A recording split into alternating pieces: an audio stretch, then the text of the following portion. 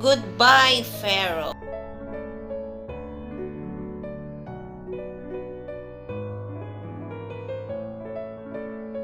Pharaoh was angry. God had commanded him through Moses to let the Israelite slaves leave Egypt. He refused. Work them harder, Pharaoh ordered his slave masters. Now things were even worse for the Israelites. Gather your own straw. We won't provide it any longer, but make the same number of bricks. Those were Pharaoh's new orders.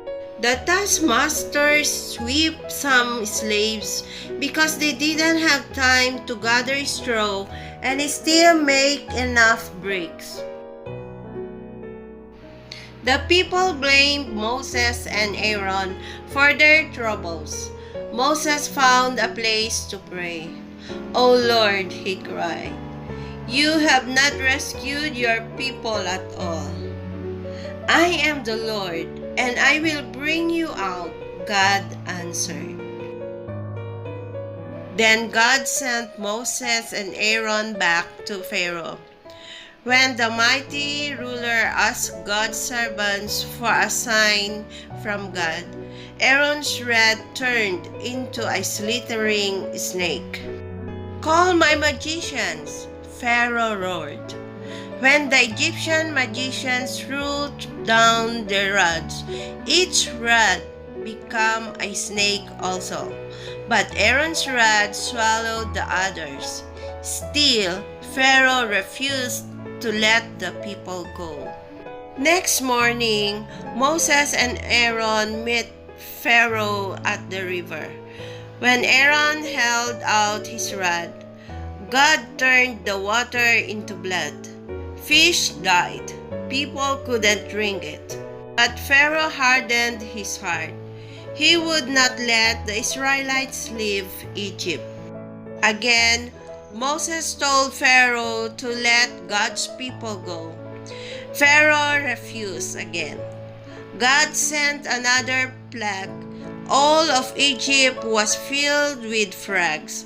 Every house, every room, even the cooking ovens were overrun with frogs. "Pray for me that God will remove the frogs," Pharaoh pleaded, "and I will let your people go." But when the frogs were gone, Pharaoh changed his mind. He would not free the slaves. God then sent billions of tiny bugs called lice. Every person and beast eat from their bites. But Pharaoh would not give in to God. Next, God sent flies, swarms of them. God sent disease to kill the Egyptians' livestock. God sent painful boils. People suffered terribly. Still, Pharaoh resisted God. After the plague of boils, God sent hordes of locusts. The locusts ate every green plant in the land. Then God sent 3 days of complete darkness, but a stubborn Pharaoh would not free the Israelites.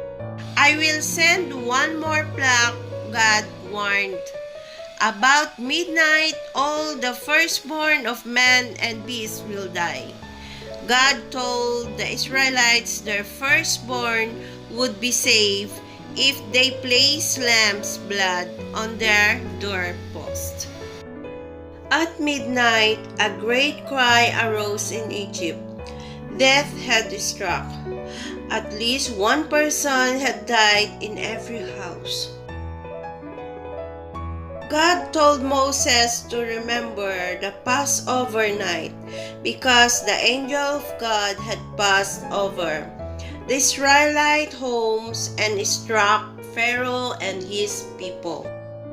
After 430 years in Egypt, God's people were now free. God led them in a pillar of cloud by day and a pillar of fire by night. But Pharaoh was not finished with the Israelites. Again, he forgot God. Again, he changed his mind. Gathering his army, he went after the slaves. Soon, he had them trapped between the cliffs and the sea. "The Lord shall fight for you," Moses said. Moses went forward to the water's edge, and he stretched out his arm. A great miracle happened. God opened a path through the water. The people crossed safely. The Pharaoh's army galloped into the Red Sea. "Now we'll catch them," the soldiers thought, but God closed the waters. Egypt's powerful army was swallowed up. Now Pharaoh knew that Israel's God was Lord over all. Goodbye, Pharaoh. A story from God's Word, the Bible, is found in Exodus chapter 4 to 15.